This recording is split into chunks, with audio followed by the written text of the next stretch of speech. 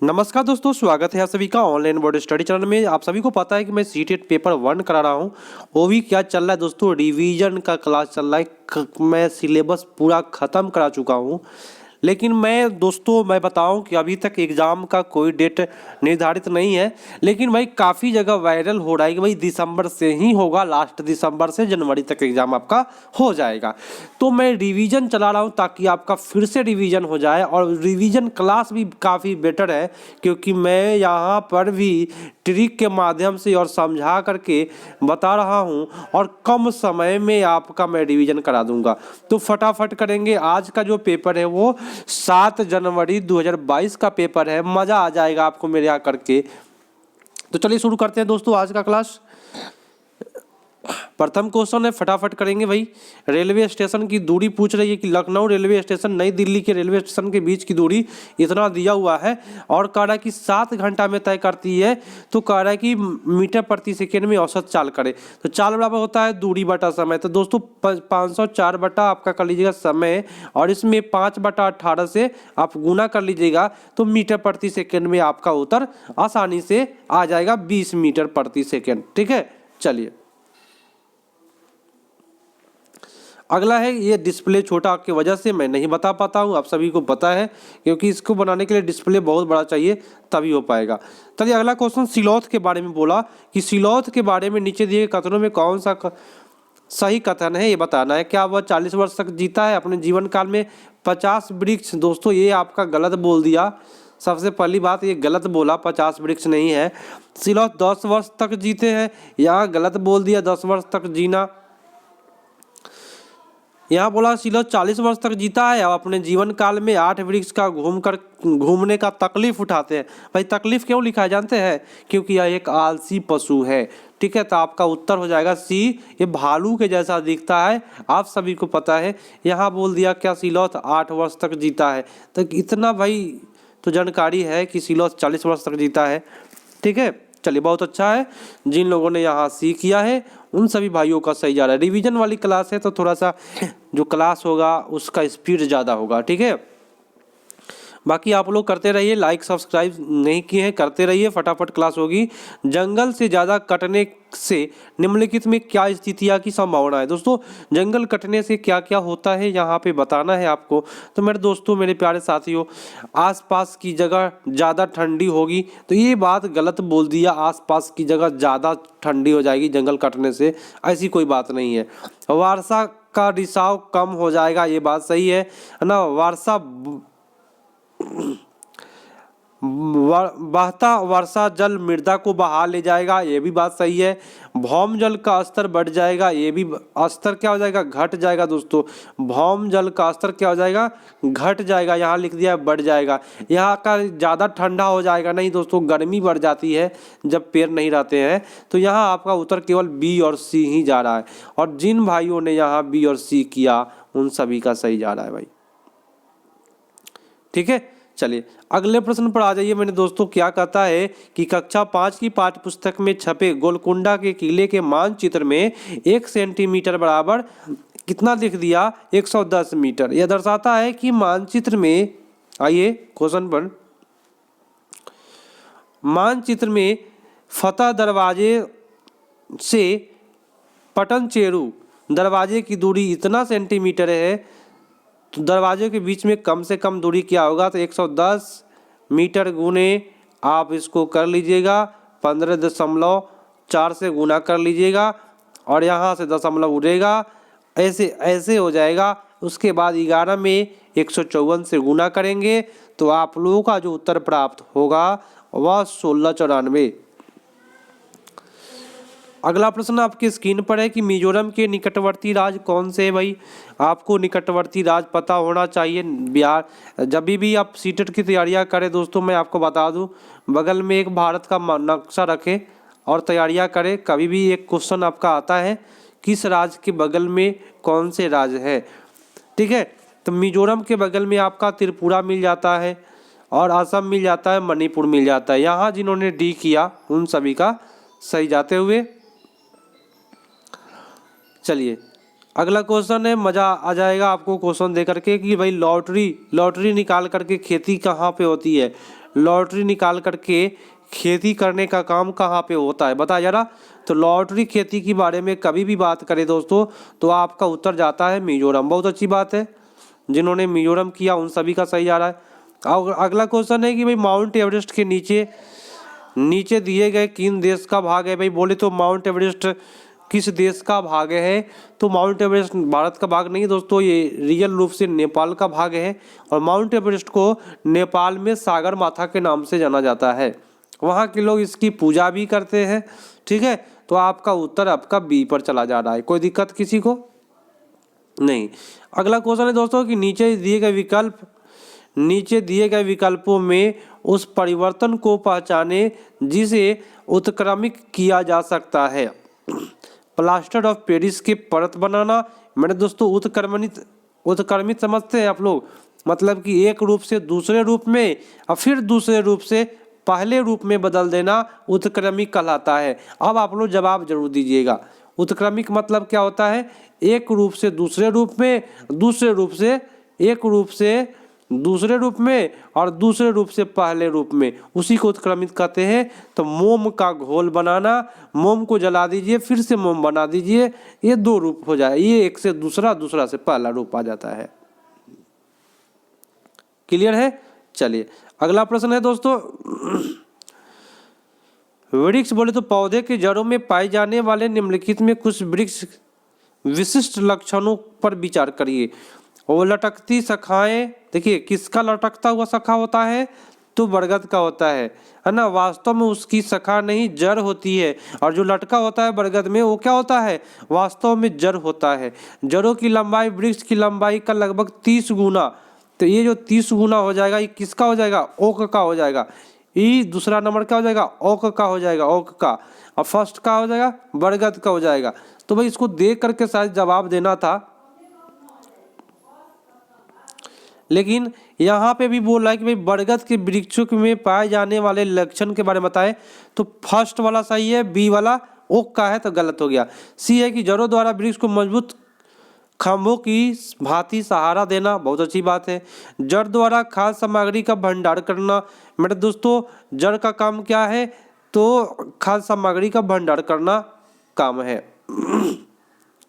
ठीक है, जड़ का काम खाद्य सामग्री भंडार करना नहीं है, पत्तियों का काम है, सॉरी दोस्तों। लटकती जड़ों का बढ़ते जमीन के अंदर जाना, ये आपका बरगद में होता है, तो आपका उत्तर ए, सी और ई पर जाएगा। ठीक है, खाद्य सामग्री का भंडारण करने का काम पत्तियां का है। वही कहता कि खाद्य सामग्री पहुंचाने का काम पत्तियों तक करता है, तो जड़ करता है, इस प्रकार से नहीं बोला है, इसलिए आपका उत्तर ए, सी और ई पर जाएगा। अगला प्रश्न दोस्तों, किसी विद्यार्थी द्वारा नीचे दिए गए कथनों पर विचार कीजिए। चलो भाई विचार करेंगे अच्छे तरीका से।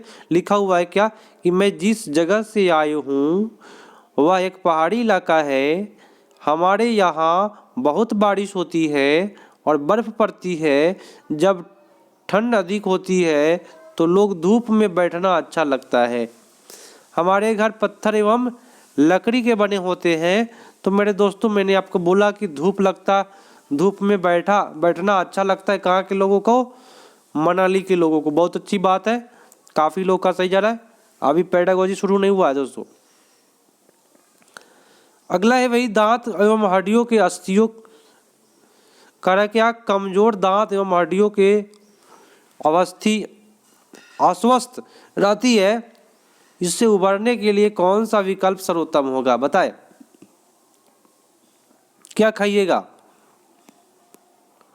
याद रखिए दोस्तों, दूध सब्जी एवं पालक खाएंगे। क्या खाएंगे, आंवला गुड़ पालक, नहीं दिया हुआ है तो दूध सब्जी पालक फल, इससे बेटर कुछ नहीं होगा।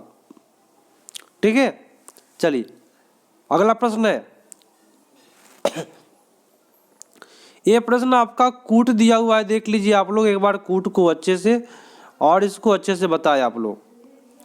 क्या लिखा हुआ है कि मधुमक्खी के छत्ते में नीचे दिए गए कथनों पर विचार करना है। प्रत्येक छत्ते में बहुत सी रानी मक्खियाँ होती है, गलत बात बोला, रानी मक्खी एक ही होता है। प्रत्येक छत्ते में कुछ नर मक्खियाँ होती है, सही बोला। छत्ते में बहुत सारी काम करने वाली मक्खियाँ भी होती है, अच्छी बात है। यदि काम करने वाली मक्खियाँ ना हो तो छत्ता और शहद नहीं बन सकता, सही बात है। तो उत्तर आपका गया बी, सी और डी पर। चलिए अगला प्रश्न है, रिवीजन वाली क्लास है दोस्तों, आप लोग रिवीजन करके ही जाए। अगला क्वेश्चन है दोस्तों, देख लीजिए सबसे पहले कूट क्या है, 74 नंबर कूट देख लिए। आप जवाब देने की कोशिश करें। लिखा हुआ है क्या कि नीचे दिए गए विशेषता को चुनिए। नीचे दिए गए सभी जानवरों में पाए जाने वाला एक विशेषता बताइए। कछुआ में, अजगर में, बाज में, छिपकली में, शहद की मक्खी में। समानता बताना है दोस्तों कि क्या समानता है, बताए। तो सभी को पता है दोस्तों कि सभी में एक समानता होता है जो अंडा देता है। ठीक है, क्या करता है दोस्तों, अंडा देने का काम करता है। बहुत अच्छी बात है, आप लोग रिवीजन करें फटाफट। चलिए अगला क्वेश्चन, ये भी आपका कूट है भाई। कूट से इतना बच्चे लोग परेशान है ना, जितने स्टूडेंट जाने वाले एग्जाम देने वो लोग बहुत परेशान है कूट से, क्योंकि कूट जो है ना ये क्वेश्चन को बहुत बड़ा कर देता है, ऊपर नीचे करना पड़ता है। अब देखिए केचुआ के बारे में कूट बताना है। तो ये जमीन में छेद बनाते हैं जिसमें जमीन पोली हो जाती है, अच्छी बात है। ये मृत पत्तियों और पत्तियों और पौधे को खाते हैं, तो ये भी सही बात है, मृत खाता है। ये अपशिष्ट कंपोस्ट में परिवर्तन कर देता है, सही बात है। ये कंपोस्ट बनते हैं और फैक्ट्री में उर्वरक से महंगी होती है, गलत बात है। ठीक है, तो आपका ए, बी और सी सही जा रहा है। अगला देख लीजिए, रसायनों के छिड़काव से केचुआ को कोई प्रभाव नहीं पड़ता है, नहीं दोस्तों, केचुआ मर जाता है। तो आपका उत्तर ए, बी और सी ही जा रहा है केवल। तो जिन्होंने किया ए, बी, सी उन सभी का सही जा रहा है। ये भी आपका कूट दे दिया। देखिए कूट से तो काफ़ी परेशानी है, ऊपर नीचे करना पड़ता है। चलिए भाई कोई दिक्कत नहीं। प्राथमिक स्तर पर अब आ गया पेडागोजी। अब मज़ा आएगा मेरे यहाँ। कहिएगा सर पेडागोजी तो मज़ा आ जाता है आपके यहाँ पढ़ करके। आप लोग विश्वास रखें, नए हैं तो विश्वास रखें। देखिए कैसे पढ़ना है पेडागोजी को। प्राथमिक स्तर पर पर्यावरण अध्ययन की बाल केंद्रित प्रकृति किसके कारण है। देखिए गतिविधि आधारित होना चाहिए, रटना पर नहीं होना है, पाठ्य पुस्तक आधारित भी गलत होता है, सीखने के लिए स्कूल और घर के समुदाय की भागीदारी बहुत अच्छी बात है। तो उत्तर आपका ए और डी पर जाएगा। चलिए अगले प्रश्न पर आइए। ए भी आपका कूट दे दिया दोस्तों, मजा आएगा मेरे यहाँ, चाहे जो भी दे दे कोई दिक्कत नहीं है मेरे यहाँ। प्राथमिक स्तर पर पर्यावरण अध्ययन का उद्देश्य बताना है। तो बच्चे को अपने स्वयं के सीखने पर प्रतिबिंबित करने के लिए प्रोत्साहित करना, अच्छी बात है। बच्चे को पर्यावरण समस्या को हल करने में सक्षम बनाना, अच्छा बात है। बच्चों को नए ज्ञान का सृजन करने के लिए संलग्न करना, अच्छी बात है। बच्चे के ज्ञान को विज्ञान के एक निश्चित निकाय, यहाँ पे चला गया गलत। ठीक है, उत्तर आपका जो जाएगा ए पर चला जाएगा। अगला प्रश्न है दोस्तों, मजा आ जाएगा मेरे यहाँ, कौन सा गलत सही है इसको देख करके तो आप और खुश हो जाएंगे। प्राथमिक स्तर पर पर्यावरण अध्ययन के संबंध में निम्नलिखित में कौन सा कथन सही है। तो आपका ऑप्शन है कि पर्यावरण अध्ययन, विज्ञान, सामाजिक विज्ञान, पर्यावरण शिक्षा की अवधारणा, मुद्दों को एकीकृत करना। मैंने आपको बोला एकीकृत जो वर्ड होता है वह पर्यावरण के लिए काफ़ी हिट होता है। ठीक है, ये आपका सही है। बी में यहाँ पे गलती किया, सी में यहाँ पे गलती किया, और डी वाले तो ऑप्शन उतना संतुष्टि वाला ऑप्शन नहीं दिया हुआ है। तो सबसे बेटर आपका उत्तर ए पर जाएगा। अगला है कि प्राथमिक स्तर पर ईवीएस सीखने के लिए चुनौती है। क्या चुनौती है दोस्तों, चुनौती क्या है? देखिए चुनौती क्या, मैं आपको बता देता हूँ, तब आप कहिएगा कि सर कभी हम नहीं भूलेंगे। आप मान लीजिए यहाँ पे कुर्सी लगा के बैठे हैं और आपके बच्चे लोग यहाँ पे लाइन से धूप में बैठे हुए हैं, और बच्चों की संख्या मैं मान लेता हूँ 100 है। कितना है? 100। तो सबसे बड़ा चुनौती क्या है कि उसको अवसर देना। प्रत्येक को आप अवसर दे पाइएगा कोई चीज़ बोलने के लिए। 100 स्टूडेंट है तो 100 पुरते पुरते आपका छुट्टी हो जाएगा। तो ये सबसे बड़ी चुनौतियाँ हो जाती है। रटना सिखाना चुनौती नहीं है, ये भी चुनौती नहीं है। चुनौती है कि बच्चे को अपने ज्ञान निर्माण के लिए अवसर देना, ये सबसे बड़ा चुनौती हो जाएगा, क्योंकि छुट्टी हो जाएगी तब तक अवसर नहीं मिल पाएगा सभी को। ठीक है, तो उत्तर सबसे बेटर आपका डी पर जाएगा, याद रखिएगा, काफ़ी बेटर है। ये आपका कूट आ गया है, कूट को कूट दिया जाए अच्छे से। आप लोग मेरे यहाँ है, मैं आपको बताऊं, मैं काफ़ी सक्रिय रूप से पढ़ाता हूं ताकि आपका सीटेट निकले और अच्छे तरीक़ा से निकले। चलिए, बच्चे के लिए ईवीएस कक्षा में अधिकतम क्या होना चाहिए? मेरे दोस्तों, ईवीएस के कक्षा में बच्चों के लिए याद रखने वाली बात है यहाँ पे, वाद विवाद का प्रावधान बहुत अच्छी बात है, अनुभव से सीखेगा अच्छी बात है, कहानी से सीखेगा सही बात है, लेकिन सूचना को रटना पड़ता है दोस्तों, तथ्य को रटना पड़ता है, इसलिए हम इसको नहीं छुएंगे, ये नेगेटिव होता है।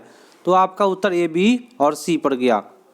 अगला है कि प्राथमिक स्तर पर ईवीएस के पाठचर्या में उप विषय बताइए कौन सा है। देखिए, उप विषय कभी भी कहेगा, उप थीम नहीं पूछ रहा है, पाठचर्या में उप विषय तो पौधा, क्या होगा, पौधा जो है आप नोट कर लीजिए, उप विषय में रखा गया इसको। ये भी आपका कूट है, कोई दिक्कत नहीं भाई, कूट कितना भी दे दे डरना नहीं है। क्वेश्चन क्या कहता है कि ईवीएस में सार्थक सीख दी जा सकती है, तो ऑप्शन बोला क्या है कि ईवीएस सामग्री को विषयगत रूप से आयोजित करके अच्छी बात है, वास्तविक संवाद वृत्तांत के द्वारा अच्छी बात है, ईवीएस में प्रयोग करना है, नया शिक्षा नीति में बोला है प्रयोग पर जोर देना है, विद्यार्थियों द्वारा दिए गए उत्तरों को मौखिक मूल्यांकन, यहाँ केवल मौखिक मूल्यांकन की बात बोल दिया, इसलिए हम इसको छुएंगे नहीं। तो आपका उत्तर ए, बी और सी चला गया।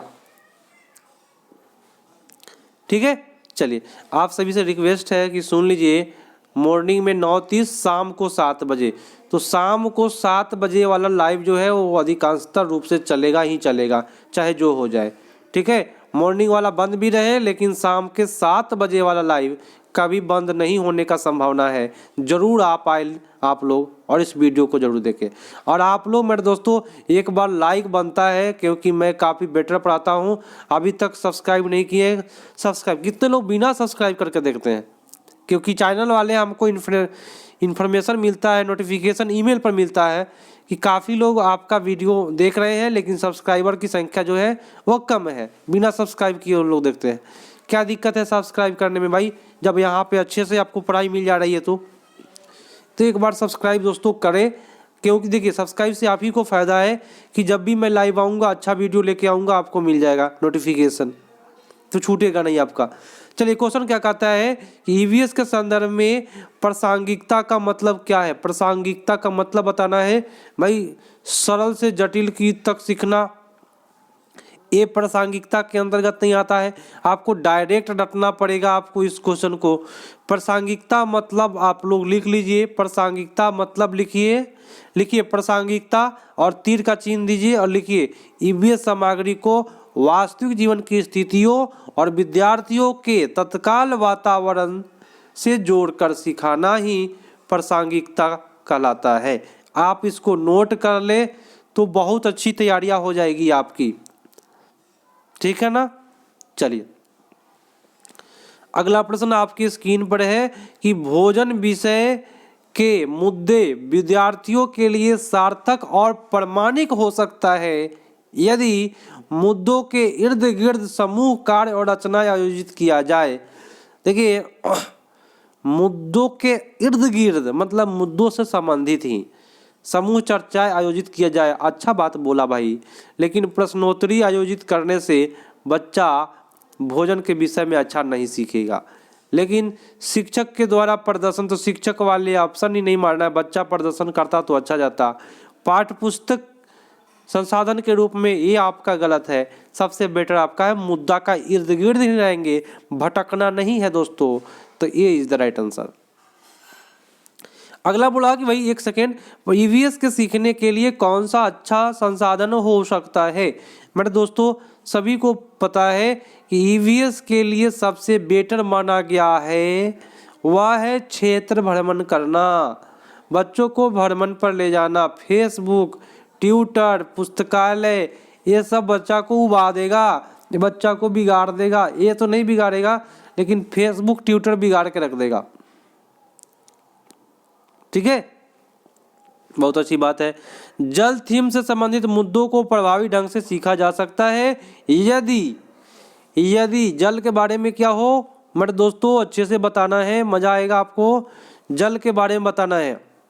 थोड़ा सा मैं बड़ा कर लेता हूँ। चलिए, रोल प्ले आयोजित करेंगे, अच्छी बात है। बच्चे के वास्तविक संवाद को प्रोत्साहित करेंगे, बहुत अच्छी बात है। संचारित क्षेत्र को भ्रमण, मैंने बोला कि क्षेत्र भ्रमण कराना है, ठीक है, लेकिन निबंध लिखने वाली बात जो है यहाँ पे गलत है। किसी भी बच्चा को मत बोलिए कि जल पर निबंध लिखो। भाई बच्चा को भाई जीवन से जोड़ना है, उससे ज़्यादा सीखता है बच्चा। उत्तर आपका ए, बी और सी पर चला गया। ए भी आपका कूट दे दिया है भाई, कूट का तो हिसाब ही नहीं है, काफ़ी कूट पूछा है आजकल के एग्जामों में। चलिए कूट है, अब आइए जवाब दीजिए। वह ईवीएस पाठ्य पुस्तकों में ईवीएस सीखने के लिए वास्तविक घटनाएं होती है क्योंकि वे सीखने को समृद्ध स्रोत है। वास्तविक घटना, अच्छी बात है। बच्चे को प्रासंगिक वातावरण प्रदान करता है, अच्छी बात है। वे पहेलियाँ परिचित घटनाओं को फिर से देखने के अवसर प्रदान करते हैं। वे पहले, हाँ ठीक है। शिक्षक आसानी से ईवीएस विषय में आसपास शिक्षण अधिगम प्रक्रिया का संचालन करते हैं। तो मेरे दोस्तों बाल केंद्रित ऑप्शन मारना है, ना कि शिक्षक केंद्रित। तो ये आपका गलत हुआ। उत्तर आपका ए और बी और सी पर जा रहा है। सीखने में सुधार, सुनिए अगला प्रश्न है, सीखने में सुधार पर आकलन बिंदु है। सुधार बोले तो सीखने में सुधार पर आकलन का बिंदु कौन सा है, इसको आप नोट कर सकते हैं क्योंकि छोटा प्रश्न जो होता है वह काफ़ी गंभीर वाला होता है। देखिए तो मैंने आपको एक ट्रिक बताया था, सीखने के लिए आकलन जो होता है वह बच्चों का होता है, तब बाल केंद्रित ऑप्शन मारना है दोस्तों। सीखने के लिए आकलन बच्चों के लिए होता है। सीखने का आकलन जो होता है वह शिक्षक का होता है। क्या होता है? शिक्षक का होता है। सीखने के रूप में आकलन स्वयं का आकलन होता है। क्या होता है? स्वयं का आकलन होता है। देख लीजिए, मैं तीनों ऑप्शन के बारे में बोल देता हूं, आप लोग भाई उबिए नहीं, मेरी बात सुन लीजिए। ये तीनों ऑप्शन आपके क्वेश्चन में पूछा गया है। के लिए रहे तो बच्चा का होता है, का रहे शिक्षक का होता है, के रूप में रहे तो स्वयं का होता है। आप नोट कर सकते हैं। अगला है भाई, ये भी कूट दे दिया, कोई दिक्कत नहीं, अच्छे से करना है कि ईवीएस में सहपाठी आकलन है। सहपाठी बोले तो सहपाठी लोग आपका आकलन क्या करते हैं, तो स्वयं करते हैं। आप अपने दोस्तों का आकलन स्वयं करते हैं, तो स्वयं को क्या करते हैं, सीखने के रूप में आकलन, सीखने के बारे में नहीं।